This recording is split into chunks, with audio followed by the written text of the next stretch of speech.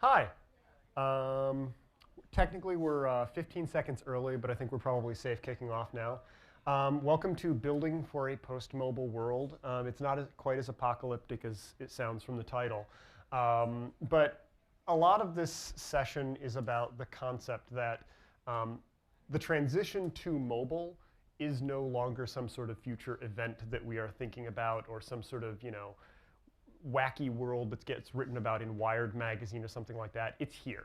And if we are building a mobile site today, by the time it launches, we're going to be facing new sets of problems that are emerging on the horizon already. So thinking about what the world looks like after mobile is no longer some crazy, shiny new thing, but just multi-device usage is just a reality, is what this is all about. So I'll do a quick introduction before I kick things off. I'm Eaton on Twitter and Drupal.org and all sorts of places. I'm with a company called Lullabot. I've been with them for about 7 years, doing Drupal stuff pretty heavily. And we're a company that does like strategy and planning work, design work, full Drupal site build-outs, and we also do teaching and training stuff, both for large clients and for individuals and groups and stuff like that. We've been, again, doing it for quite a while. We start measuring things not in years, but in what Drupal versions we were using when we started. So Drupal 4.5, represent. Anybody? Anybody? Yes! Now we've got images. What else do we need? But yeah, we work with a fairly large number of different clients, ranging from tiny ones to big ones, media, publishing, education, small startups. And well, this is sort of the braggy big wall of logos. But the idea behind it is that in the work that we're doing with them, we end up seeing a lot of these same patterns in terms of the problems they're experiencing with content, especially as they have to deal with the proliferation of devices, the transition to mobile. It's not so much that mobile phones are changing everything, it's that they break all of our existing sites, and it terrifies us all.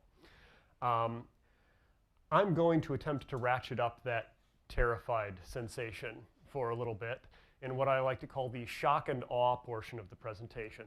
You might want to leave now if you are just building sort of web app-like functionality, stuff that's not particularly content-focused, but maybe using Drupal behind the scenes or whatever. That's awesome, but there probably will not be a whole lot interesting to you here. This is primarily about sites that are heavily content-oriented and need to maintain and keep their content updated and are trying to deal with mobile and a multi-device world. If you are Karen McGrain or someone who basically goes around talking about structured content and content reuse 24/7, you will probably also not find anything new in here. But feel free to stick around and heckle. And if you terrify easily, it might be best just to step out of the room for like maybe the first third and have a friend give you spoilers, because there will be terrifying statistics. Otherwise, stick around, and if you want to heckle me, feel free to tweet with the hashtag #postmobile. That's it. So, change. How many people here have been hearing about the fact that mobile is important for a while? Okay, cool. That's good. Those are good things. How many people here are working for organizations that haven't, in fact, built a mobile site, despite talk about mobile being important? Okay, so there's a few hands, but that's good. It feels like one of the common myths that's still floating around is that mobile is some sort of thing that will be happening off in the future. It's still like, oh, it's like taxes. I'll eventually have to take care of that, but for now, it's not a problem. It's terrible financial advice. The idea that a shift to mobile is something that lies off in the future rather than right now is just flat out untrue. It's a myth, and it's dangerous if we hold that. Oh, there's already someone heckling? 45% mobile users. Someone in the back of the room this is the opposite of heckling. This is giving even better statistics than the one I have. 45% of the traffic to one of the attendees' sites come from mobile users, according to their Google Analytics stuff. That's fantastic. And you may be saying, oh, well, but not my site, you know, not most people's sites. That's exceptional. Just as a little bit of background, 88% of people globally have a mobile device. Well, no, wait, I'm sorry. In the US, and it mostly averages out to the first world. In Australia, there are roughly 1.3 mobile devices for every person. I was impressed when I looked that up. Kudos to all of you. You're really just wow, mobile. 45% of those people use their mobile device to access the web. That's a ridiculously high number when you consider the fact that only a few years ago, the idea of a mobile phone that could actually look at websites without exploding in flames was a new and radical idea. So that uptake is really, really coming on fast. Even more interesting, 17% of those people are mobile-only users. Literally, the primary device they use to look at the web, websites, government service websites, everything is their mobile device. And that also spikes when you look at specific demographics, like you know, anybody under 20, a lot of minority groups inside of the US. I'm not sure. I was trying to dig up some details here in Australia, but I couldn't find any more detailed breakdowns. But there's a lot of interesting stuff about specific countries, you know, demographics and age groups that are even higher of using only mobile devices to see the web. I don't know how to put it any clearer. Those numbers are going up, not down. And especially for government agencies, educational institutions, anyone who cares about the fact that someone could actually be locked out of the content they're publishing, the fact that that rising number of people use mobile primarily means that you can't simply assume that it's some sort of convenience or some sort of adjunct. You know, that it's something that you have to account for and have to consider. And also interesting is the fact that 90% of those people who use the mobile web split their tasks and split their usage over multiple devices.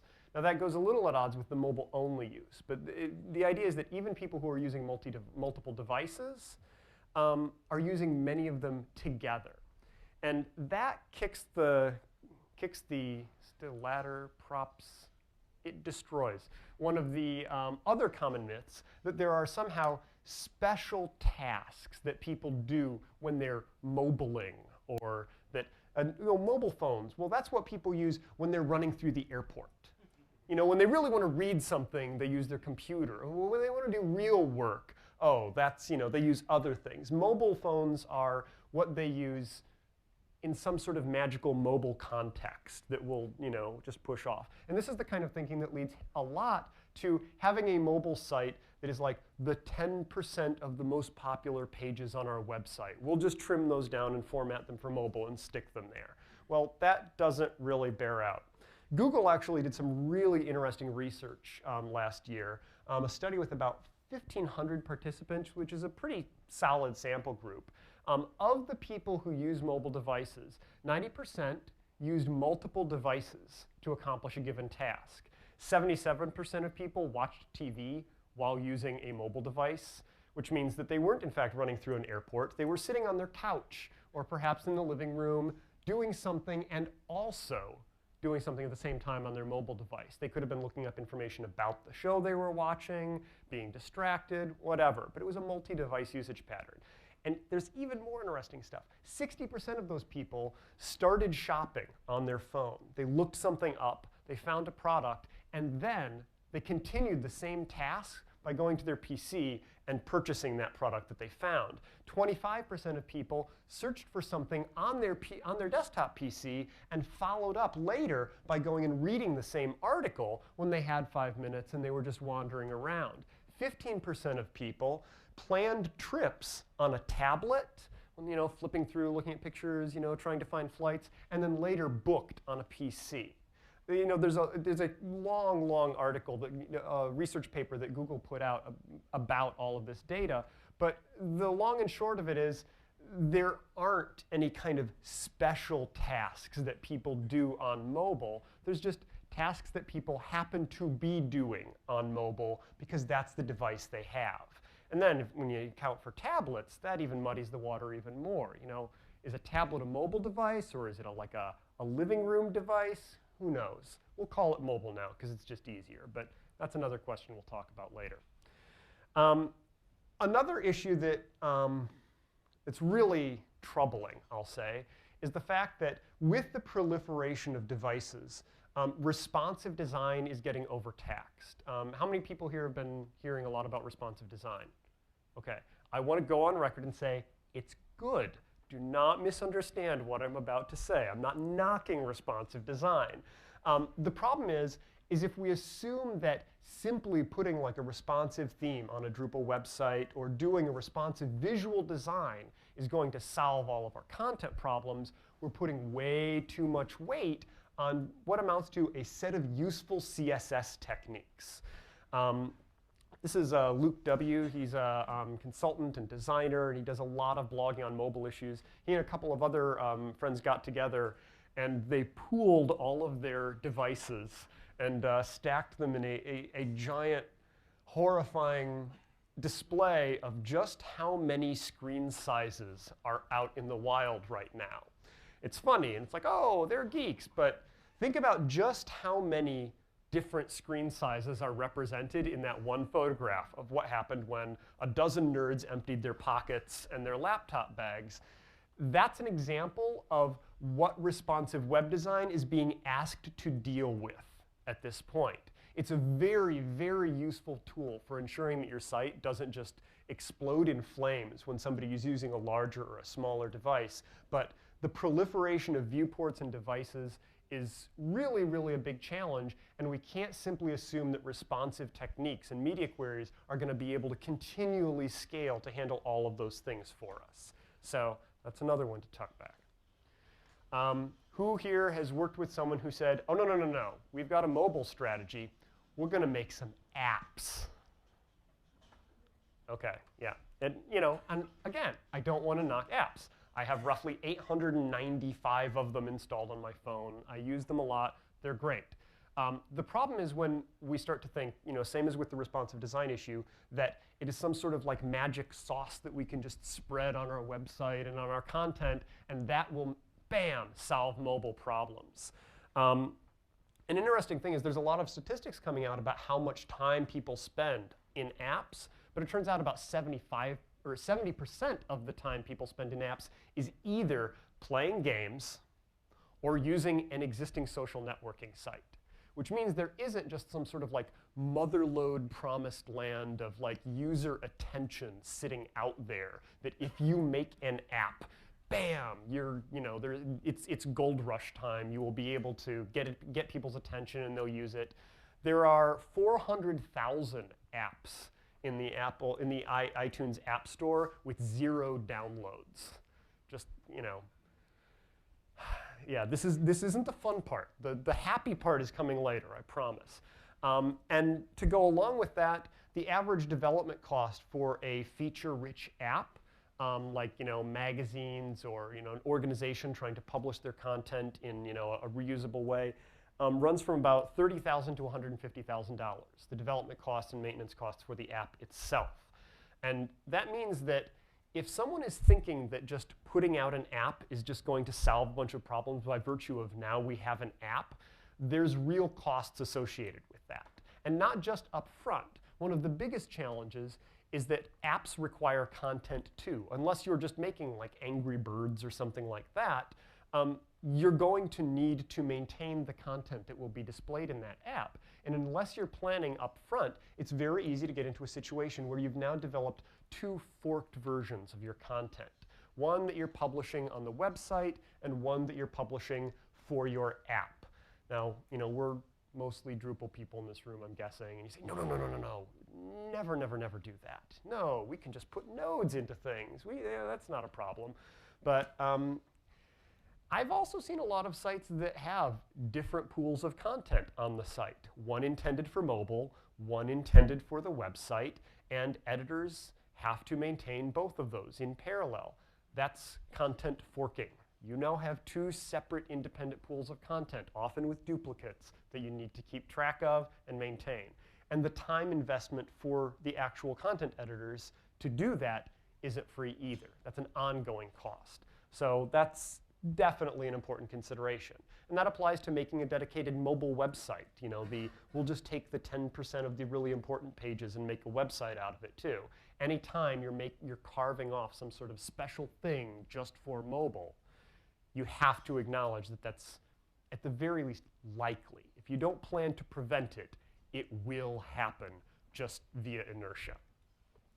And the one that's really sobering is that these new publishing channels, new places where our content shows up, or new places where people want to go and get the content that we're working with as individuals and as organizations, those just keep coming.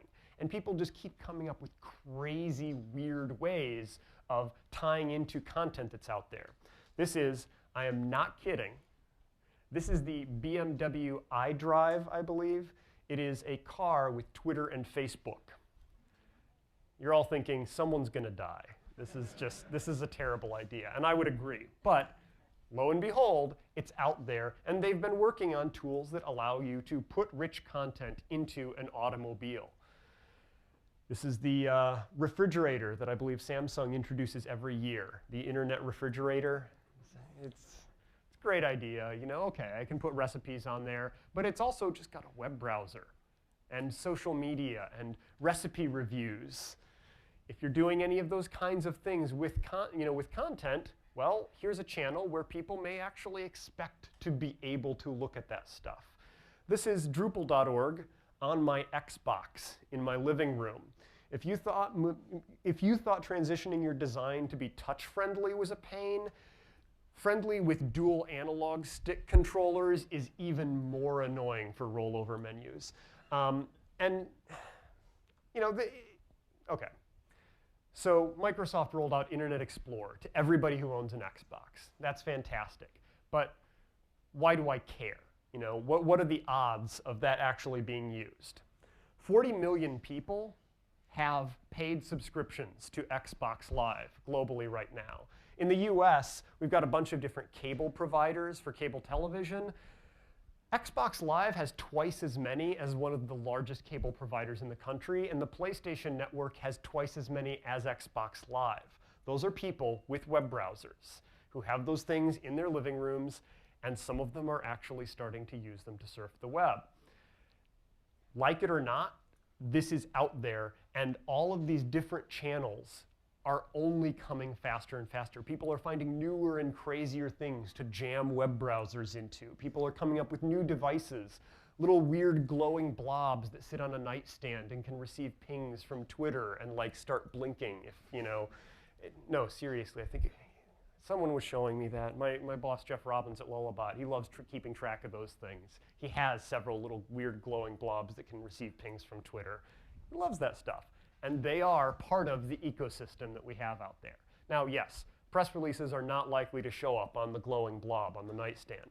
But at some point, almost all of the content that we have, if someone actually cares about it, which hopefully we're making content that people care about, they're going to want access to it on another device. Karen McGrain, in a recent article on A List Apart, I think put it really well. She said that people don't want different content or less content, or content that's been tailored for the device that you're on. They want the same stuff presented in a way that they can find it and navigate it with the device that they're using, but they imagine it as a window onto a thing that they want access to, not a separate little container full of its own content. If you've got two separate websites, one that's for mobile with a little pool of content over here and one that's on desktop, the minute somebody decides, oh, well, I want to go and read that article over, oh, well, the URLs are different. Or, oh, this one, all the URLs start with M. So I'll go to my desktop machine, and I've got this nice little pillar of content striped down the middle of the screen. Nobody likes that. For better or worse, the content that you create, the content that you build and publish has to be able to adapt to these changing and emerging channels. That was the shock and awe portion. This was the bitter pill. If you've just been thinking, okay, we finally got the site to look okay on an iPhone. Woohoo! Yeah, there is a lot coming. The good news, the fantastic news, is that there are actually solutions to this problem. This is not just, this is not about, congratulations, our new product can reformat your website for mobile or something like that. The White House in the US, Dries actually mentioned a couple of initiatives that the White House has been doing in actually making pretty heavy use of Drupal. One of the interesting things that they've done is put a really heavy emphasis over the last several years on making sure that government data is accessible and open to people who want access to it, rather than focusing on trying to throw up a new website that presents a particular chunk of information in a form that's going to get stale after 2 years. Just figure out how to make information open and accessible first, and then figure out how to present it after that hurdle has been crossed. They actually released a digital government blueprint late last year, and they said that rather than thinking primarily about final presentation, they want to emphasize an information-centric approach that just focus on getting the content right, make it available, and deal with the rest as an adjunct to that. And that's a really important philosophical shift for those of us who came from like publishing or a marketing background. I did my time in the marketing mines before I started working in technology. And that was all about, you made static files, you made brochures, you made these things that were artifacts of a bunch of decisions and written pieces, and it stayed where it was. And that's not the way things are working anymore. So the question is how do we actually do that? What are the actual concrete steps that organizations are taking to try to achieve that end of making their stuff available and then dealing with presentation later? The first and biggest challenge, the thing that has to be a baseline priority, is prioritizing the idea of cross-channel reuse. And what that means is when we look at all of the different places where our content may need to appear in whatever form, we need to make sure that we're trying to reuse the same underlying piece of content on all of those channels rather than creating a different one for each one of those channels. So I have a fun little icon-based illustration of this. This is a vault. It contains all of your awesome ideas. Those are all of the places where you want it to go, or at least 3 representative ones: print, mobile, desktop, stuff like that. A lot of organizations very quickly get into this situation. They've got their ideas, and they've got people working on writing different chunks of content for each one of those different channels. It gets turned into concrete documents. Maybe if you've been in publishing, you probably have watched the scenario where there's a print CMS for the magazine, and there's a digital CMS for the website, and then there's some sort of horrible monstrosity that someone hand-coded over a long weekend to drive the mobile website. But all of those are just separate things that people have to put content into. And they may be reusing content, but they're copying and pasting from one to another, essentially creating parallel documents that have to be maintained independently. Now, some organizations try to solve this by saying, excellent, we will just tell one person they have to do all of it. We will just add new steps to their workflow for each channel we want to publish to. For some values of works, that works. But the problem is you're basically trading how much gets done for how many channels it gets done on. A person who's being told to do all of that stuff, they're not going to be doing as much. The throughput of all of your content and your publishing and the work that you can do drops dramatically as editors have to deal with that. And every new crazy thing that gets hot and everyone says, oh, well, we've got to have a social strategy, or we've got to have a what's it strategy, or whatever, that becomes another one of those channels that those overworked writers and publishers and editors have to deal with. And that's not cool. This is what we want to get to. A workflow where every one of those channels that we're publishing to is a different permutation of that underlying piece of content. Now, this is probably not really radical if you're used to working with Drupal. The concept of nodes, and we even have things like build modes for nodes, where you can say, oh, I've got the teaser, I've got the primary view of the content and stuff like that. We're already doing a lot of those things, but it's still important that we remember that the high-level issue here is we need to prioritize that principle of reusing the same underlying piece of content across all of our channels as much as possible, because that's the only way to deal with this multi-device proliferation. A really cool example of an organization that's doing this in the US is NPR, National Public Radio. Has anybody heard of COPE?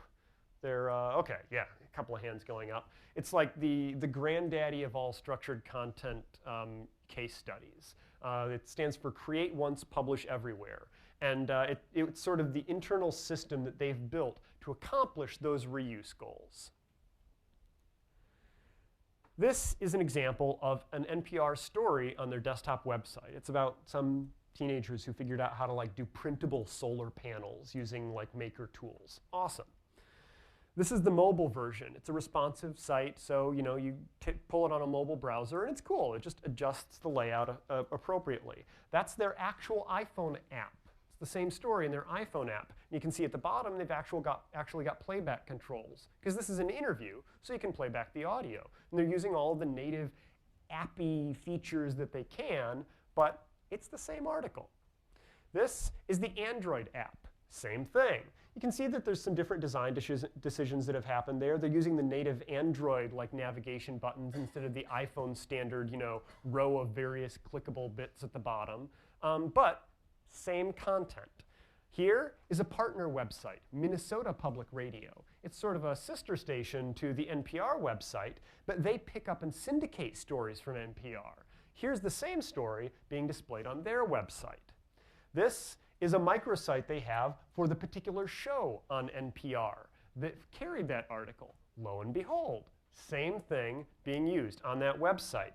This is their YouTube channel. They push the video of it to YouTube and have the same basic description. This is what happens when I paste a link to it into a Facebook post. It automatically pulls in a preview image, a short tailored chunk of text that describes the article in the number of characters that Facebook says they have to use to describe that. All of these things are just different views on the same underlying chunk of content that NPR maintains and publishes internally. It's a single resource in their CMS. They're not using Drupal. It's all homegrown. But the principle is one that we can still leverage ourselves.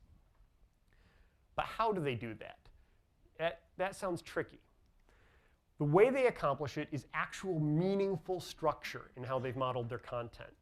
And this is where I sort of mentioned the idea of things like build modes and content types and fields. We're used to describing a lot of our website content in those terms, but there's an important distinction in using those things simply to model a particular design that we were handed or we came up with, and using those tools in Drupal to model the underlying meaning of a piece of content in a way that we know is going to be used to remix and reshuffle individual elements to come up with a particular appropriate way of presenting it, rather than, okay, scrap it and let's rebuild that for a new design.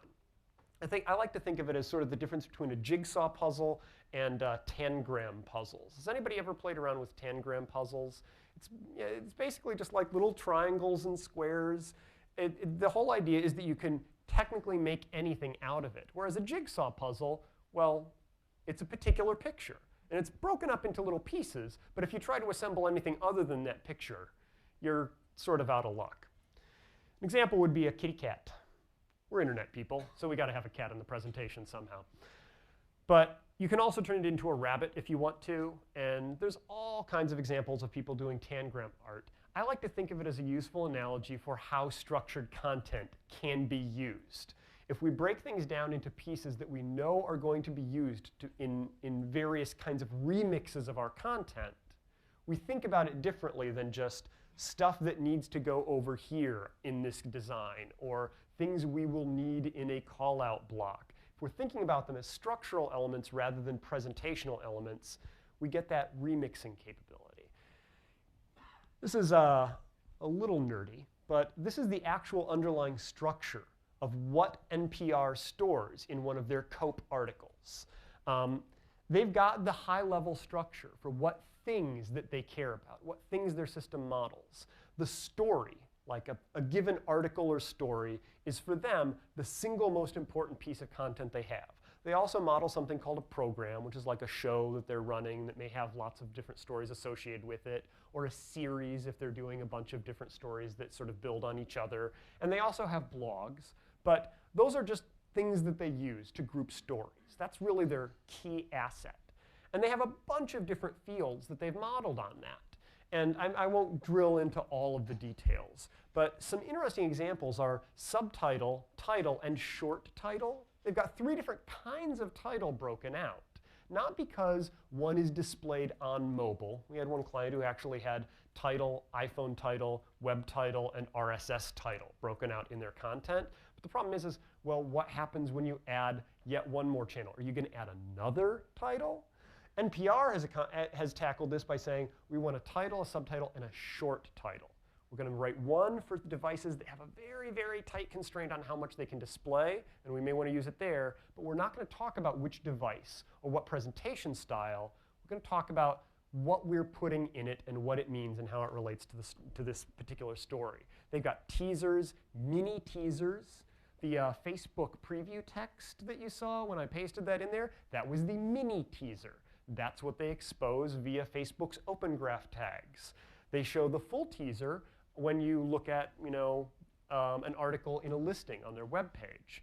So if you look through, there's a whole bunch of stuff in here. Thumbnail, publish date, stuff like that. They also have more complex elements like audio that can contain a number showing how many seconds long the audio is, a link to the MP3, a description of the audio file itself. They've got images. They've got pull quotes. The pull quote can contain attribution for who said it, stuff like that.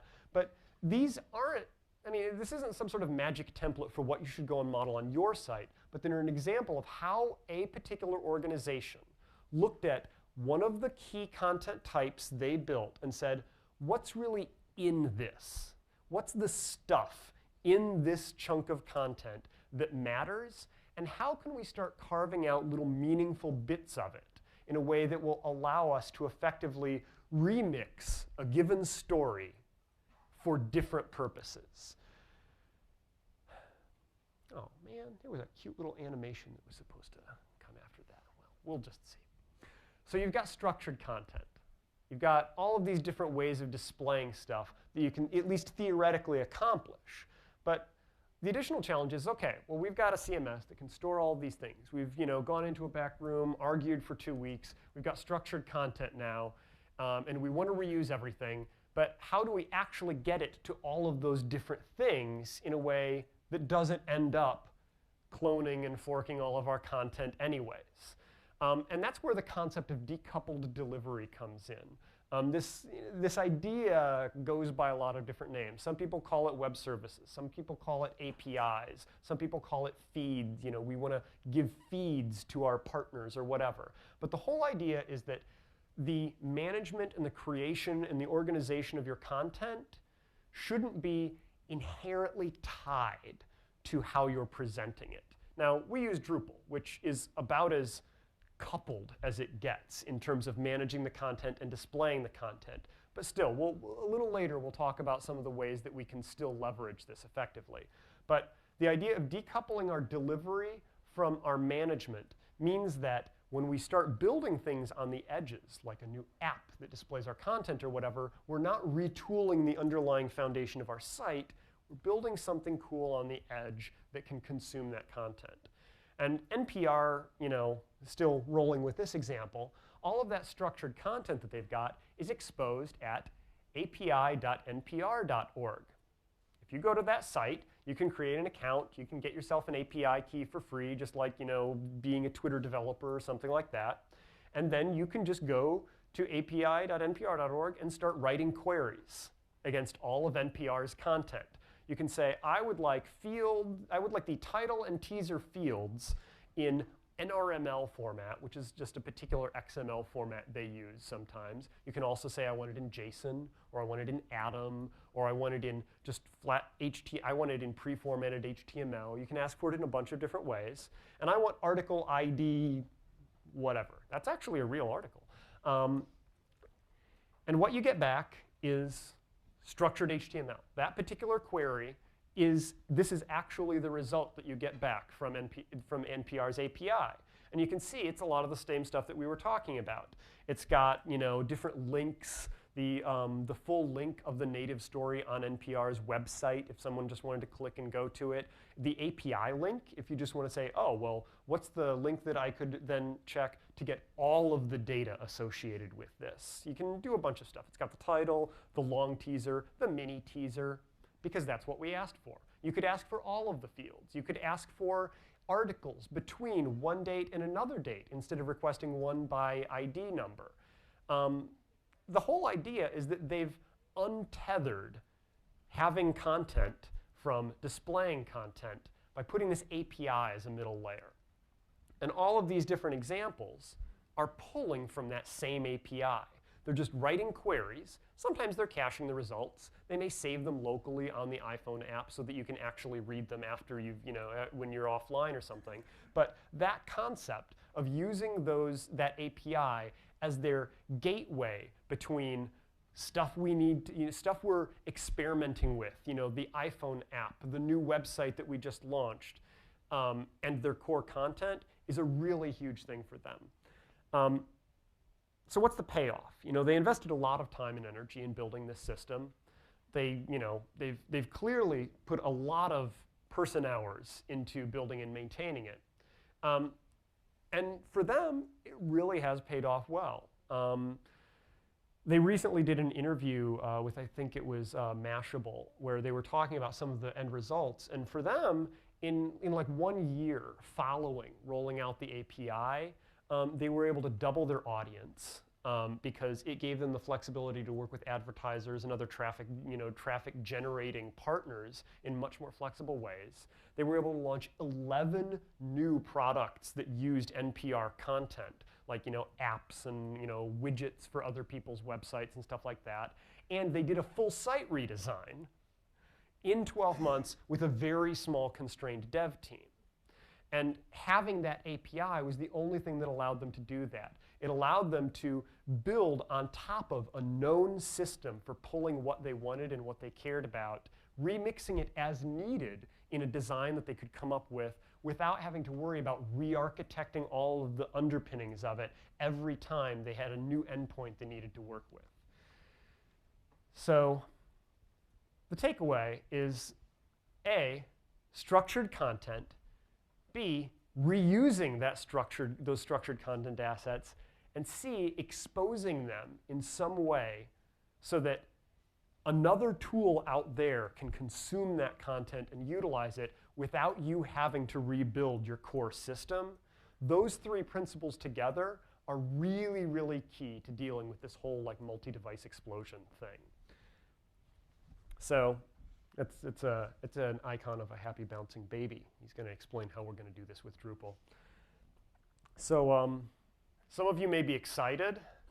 Others may be thinking, this sounds like a monstrous amount of work, and this sounds like I'm going to have to write views handler plugins and learn how to do things with XML and JSON. Maybe I'll have to learn how to configure rules module. Who knows? The good news is actually that Drupal is pretty well positioned to do a lot of this stuff. I mentioned earlier that our community is actually pretty used to dealing with things like structured content and is familiar with the concept of a core thing being displayed in lots of different ways in different contexts. And a lot of the tools that we've accumulated over the years are actually really well suited to this approach. We're just not all used to using them in that particular way. And that's the shift that we need to start getting used to if we want to leverage this stuff. So the first really important principle for doing this in Drupal is when we're modeling things like content types, fields, relationships between content types, we need to make sure that as much as humanly possible, we're modeling the meaning of the content, what's in it and what it's used for and why it's important to the organization, not just the appearance that we're envisioning in the design that we're currently implementing. Photoshop-driven content modeling tends to go off the rails pretty quickly when you get a different Photoshop file 6 months later. Anybody who's done database modeling or was involved in the semantic markup wars or has been cornered in a bar by Morton, at any point is probably familiar with some of these basic concepts of like modeling semantic structure in HTML rather than modeling the appearance and using CSS to style it. Database administrators talk about, how do you model core business objects and, treat the data model rather than just fire hosing stuff into a giant table. These are all concepts that, different disciplines have used, and I think we can start leveraging a lot of that learning when we talk about working with our content types. Another useful tool is thinking through how a design or how a plan for a website is going to be filtering, sorting, searching through. How do we envision a user going through the website and locating the stuff that they care about? If there's a page that we say, oh, well, this page will contain all of the news articles by a given user's friends that are involving subjects that they care about. Okay, well that's, I think there's probably 4 people in the room going, oh no, that's going to be 3 weeks. But from a content modeling perspective, we can immediately learn things that we're going to need in our content model. We're going to need authorship, because things by a person's friend implies that there's an author. We get that for free in Drupal, but that's something that is being modeled. We're going to need things like, what topics does someone care about? Well, that means we need to attach topics to a given piece of content. Those are things that we can start extrapolating from the views that we have and the listings that we have and how we envision people getting at stuff. Use those things to discover what the content model needs to bring to the table before we even talk about how we're going to skin it. Build modes, again, are a useful starting point when we're thinking about different ways something could be presented. If we look at a content model that we've got, the fields and the structure of a content type, and we think, how many interesting and useful build modes could I make out of this in Drupal to present this content in a nice way? It's still very HTML-centric because it's, we're spitting out web pages, but those build modes can be really, really useful. And we also use them for things like the search indexes and the RSS feeds and stuff like that. Another one is if you see recurring markup all over the place in body fields, like here's the giant chunk of stuff we always paste in when we need to do a pull quote or when we need to put the photo in a given article, those are often indicators that there is something structural that we're always doing with a given type of content that it might make sense to split out into a given field because there's recurring meaning there that if the design changes, well, God help you, because now you've got 8,000 articles that all have heavily design-oriented markups splatted into a body field. And it's a lot easier to redo the template for a field than it is to go through and search and replace hand-marked up HTML inside of a body field. I don't think that should be news to anybody who's been working with Drupal, but it's an important thing to keep an eye open for. And yes, this is also where the pre-scheduled tickets sold in advance rant about WYSIWYG editors comes in. One of the biggest problems is that WYSIWYG editors, now not all WYSIWYG editors, not all WYSIWYG editing, but at least most use of a WYSIWYG editor, when it's not carefully controlled, leads to design being jammed into a chunk of content, body content. And that's bad, because with any kind of multi-channel publishing, the what you see part is not going to be consistent and reliable from one device to another. The what you see is going to be radically different on a tiny screen or a black and white Kindle or any number of the different channels that we can push stuff out to. So if you put a giant table in the middle of a node body using a WYSIWYG editor, well, that's problematic because that table is not going to look good on anything other than a machine with a monitor at least this wide. And sometimes that's unescapable. But the advantage of WYSIWYG editors, the what you see is what you get, breaks down when you're going to be pushing out to a bunch of channels. And that's problematic. I like to call it the problem of Dreamweaver fields. Basically, this is the body field, and we've enabled every possible button on the WYSIWYG editor because someone just said, I need to do this crazy thing and paste my Microsoft Word document in there. Just let me. Okay, great. This is the Dreamweaver field. You can go use it. The problem is that kills reuse. Content built in that way is fundamentally unremixable. You can't leverage it in the ways that we've been talking about. Sometimes it's absolutely necessary. But if it is, understand and acknowledge that those chunks aren't going to be something that you can really effectively leverage using any of these approaches. My usual preference is if someone needs WYSIWYG editing and wants it, make sure that it's stripped down and only allows really basic HTML formatting. Let them do headings, basic styling, emphasis, strong or bold tags, links, things like that. Stuff that's basic and structural, but make sure you haven't left table editing and the ability to paste random CSS and things like that in. That kills any kind of remixing ability because you end up drifting towards structure being jammed in as design-oriented HTML. We've also found it really useful. A lot of the WYSIWYG editors that are out there allow you to build custom plugins. You can add your own little button to that WYSIWYG editor with some code that lets you insert canned markup if you want to. If you still need people to be able to insert stuff using a WYSIWYG editor, wrap it in a plugin for TinyMCE or CK editor that lets people click, I want the calculator widget there, if you need that, instead of just copying and pasting a giant slab of HTML. So, in addition, and this is something that you're probably going to be hearing a lot of during the content authoring track, I sort of buried the lead here, but support content editors, not just emotionally, but also with tools. I like to say that they're the most important users of any website that's content-oriented, even more so than any individual visitor, because if content editors stop working with content and publishing it and updating it and maintaining it, the reason the visitors come starts rotting. That content is no longer being updated, no longer being published, and you're out cold. Anything that supports the work that they do and smooths the work that they do and ensures that they can focus on doing what they need to be doing, not necessarily, say, trying to do design and layout in a WYSIWYG editor, is useful.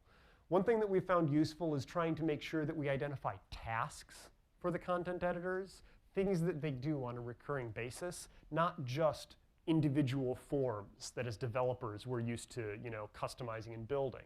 The node form is definitely ripe for tweaking and smoothing and improving, and a lot of work has gone into that in Drupal 8. But it's also important to keep in mind that in a large website that's been heavily customized and has all kinds of crazy stuff going on, creating a node is rarely a standalone operation. Often they have to connect it to other things, schedule stuff, work with somebody else to make sure it goes into the right places on the site, understanding that that is a comprehensive task and a workflow for them, not just a form that lets them insert things into the database, is really important. And figuring out ways to simplify things like managing relationships between nodes and editing metadata can also really help. There's modules out there that can do things like pre-populating keywords automatically on nodes by scanning the content and stuff like that. Those are really helpful sometimes. Accounting for things like multi-step processes that editors have to go through. Those are traditionally painful things. We've had huge wins just by having quick dashboards that we threw together with views for editors that just said, what content have you edited in the past month that is not yet published? Just show that in a view, in the administrative section. And they were overjoyed because that's part of a workflow, and out of the box, Drupal doesn't do that. I'm not saying we should have that page in Drupal, but look for those kinds of opportunities, because often from a dev perspective, it's easy to whip that up, but it's hard to do work without it there for an editor. And also, tailoring and refining these kinds of things iteratively. If you're someone who actually works in an organization over the long haul, not just doing consulting or site builds, you have a lot of opportunities for evolving and iterating these tools that the editors have to use on an ongoing basis. There's a lot of value for that. You don't have to somehow come up with the magic, awesome El Grande editorial workflow tool of doom and just throw it over the wall and say, hurrah. You can get small wins. It works. It makes sense. The third principle is exposing and using data feeds. APIs don't have to be super wacky and crazy and complicated. If you have public information or public articles or stories that you want to publish and make available for reuse, you don't have to bend over backwards and do lots of crazy stuff. It can be as simple as using a tool like the Views RSS module to customize exactly what fields show up in the RSS feed and add additional things like media RSS feeds or geotagged stuff to your RSS that's going out. That can be reused and remixed in useful ways. There's also a great module called Views Data Source that lets you expose XML or JSON or Atom feeds that you can customize every little chunk of data that goes out in that view feed, just like NPR has done. Well, perhaps not just like that. There might be a little bit of custom code to do that level of stuff, but still, you can get a lot of stuff in place just by throwing together useful views. And if you've ever built a view with exposed filters, where you can have filters and sorts and stuff like that that come in the URL, you've got something very close to the kind of API endpoint that NPR exposes their content with. You can use views to build simple content APIs. And if you want to go further, there's tools like the Services module and the Content API module that was built on top of services. They're great examples. You can even publish content to your website with those tools. So you could have an iPhone app that lets you post and manage articles using something like the Services module. More complex to set up, but there's already underlying tools to help support that. You can also consume that data, not only on crazy iPhone apps and stuff like that, but in your own website. You can use the Feeds module to pull in those data feeds. If you've got several sites that need to share content, set up a feed on one of them, import it into the others, and now you have a content API. May not be as fancy as NPR's, but it can get the job done. And also, you can simplify certain scaling and performance issues by exposing cacheable content feeds and using client-side script to consume data from them and expose things like widgets of content, widgets of new stories and stuff like that. In JavaScript on the client side of your own Drupal site, you can consume that site's feeds if you want to go super crazy. Lots of possibilities. The idea is expose lightweight feeds. That doesn't have to be a huge engineering task. You can just do it with views and then start utilizing them. Get used to that idea, and you are, I would probably say, let's say 75% of the way to having a useful multi-platform content reuse strategy. That's something to put on the year-end report. Drupal 8 also has a lot of really cool stuff coming down the pipe. The Web Services Initiative, the ability to expose JSON feeds. You won't even need to have extra modules other than core to do that kind of stuff in Drupal 8. There's a lot of potential for it. A lot of people are going to be talking about that this week, here at DrupalCon too. So pay attention to them. But all of those things, if you want to start dealing with these ideas in Drupal, the principles to remember are that design neutral content models, you building content types that don't assume that a particular visual design is the only thing they're going to be used for is a critical first part.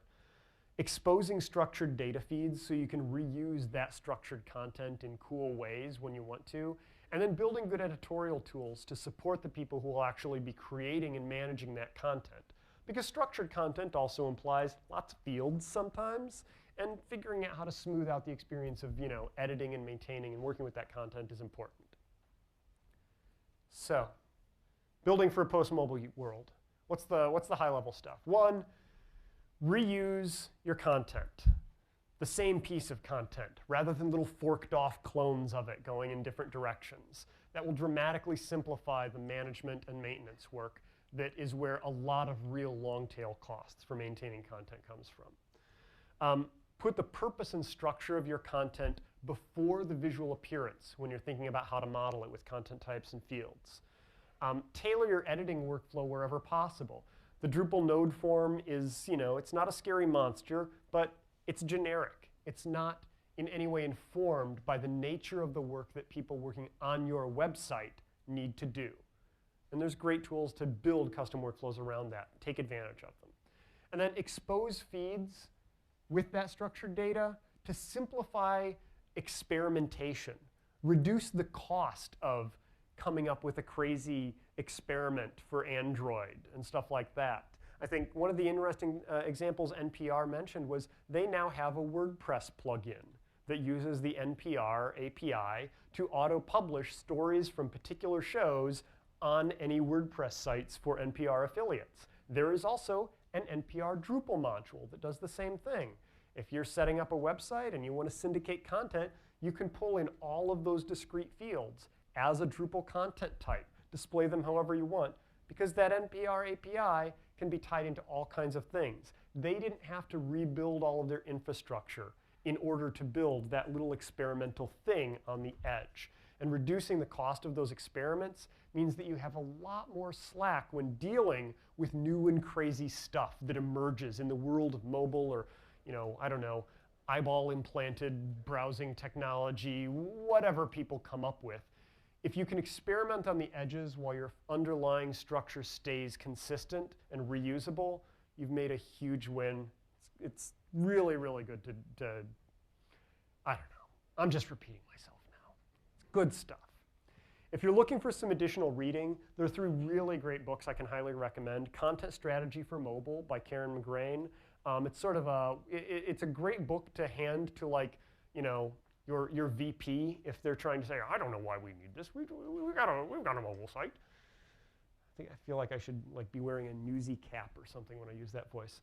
But it's a really good high-level overview about the whys of some of this structured content stuff that we've been talking about. The book Content Everywhere by Sarah, oh wow, I'm going to mispronounce her name. Her name is Sarah, and it's an awesome book. I pronounced it correctly on the podcast, and that was the last time, I think. But it drills a little deeper into some case studies and some good examples of how different businesses have tried to break down their content that way. There's also APIs, a strategy guide. It's an O'Reilly book about some of the challenges and issues to deal with when exposing content APIs for services and any kind of API. It's by a couple of people who've actually done that on a lot of large organizations. It's great stuff. There's also a bunch of links. I'm not going to bother reading through the links, but if you want a copy of these slides, go to lb.cm/postmobile, or go to the DrupalCon website, and I believe these slides should be uploaded now. I believe we've got 4 minutes, maybe 4.5. We'll see. If there's any questions, go for it. Yes? Do you think the fact that Drupal is so coupled actually misleads people as to these concepts? That's a great question. It's because Drupal is so coupled and has HTML publishing baked in. It's what it does out of the box. Do people get misled about what the nature of Drupal's system is? I don't think they're misled so much, because for a long time Drupal has been a web publishing CMS, and there's a lot of other tools out there like that. I think it's almost by happy accident that we're so well positioned for this structured content shift. If you go back to tools like FlexiNode and heck, the Node system itself, the Drupal community has been thinking about content in a lot of these ways, and we're now starting to mature into a place where we can actually leverage that effectively. It still takes work, because you can easily build a highly coupled, non-reusable Drupal site if you aren't thinking about what you're doing. But I do think that that's not something that's obvious to people who haven't been neck deep in structured content for a while. Any other questions? Yes? I remember some time ago you mentioned, well, in one of your podcasts, I believe, about the decoupled CMSs and how Drupal could serve as a CMS with delivery systems serving as multiple representations of single sets of resources. Do you have any success stories? Yes. Dang it. The question was, do we have any success stories for how Drupal has served as the backend CMS while other systems served as the front end in that sort of decoupled approach? I know this sounds like a cop-out, but the one most recent success story I can think of is totally NDA'd at the moment, and I can't actually say what it was, but I will say it was a very large sports thing that needed to deliver lots of content to lots of devices, and they wanted to do this, this sort of multi-channel approach. And Drupal is being used on the back end for all of the content management stuff. They're using another provider to do video streaming. But Drupal is the hub that organizes everything. But even the desktop and mobile websites aren't being generated by Drupal. They're HTML, JS. They're basically a lightweight web app using basic CSS and HTML5 and JavaScript frameworks. But it pulls from Drupal. So it's an example of that. Man, I got to figure out when we can talk about that. But it's cool. Yes? Well, there is another Lullaby project that's doing something similar about that with a recipe and fashion related. Oh. With all the user-generated content being in one platform. That's, yes, yes, that's an excellent point. There is another project we worked on, the Martha Stewart Living website, which is ginormous and extremely pastel colored. And it basically, they have 2 sites. All their user-generated content, commenting, rating stuff, building your own recipe book, stuff like that, and their primary editorial content server. And they weave those things together when they actually put out their website. All of the user-generated content is a Drupal site, but a different Drupal site is pulling it in via content feeds to actually display. For them, it's a safety and security issue. They never have to worry about users ever touching their editorial server, but they're using it basically like build your own discuss commenting server in Drupal. And I think that's one example. There's a lot of different ways to slice and dice it, but once you've made that shift to putting your content out there in a number of reusable forms, you have a lot of opportunities to experiment with those kinds of things that it's startling. You start seeing it everywhere. It's like, you now have a shiny new hammer, and there are so many nails. I think we're flat out of time, so I think we got to close this up. But I'm going to be wandering around, and if anybody wants to ask or chat or talk about, cool examples of these kinds of techniques, that'd be great. And feel free to take a pony from the back table. You earned it.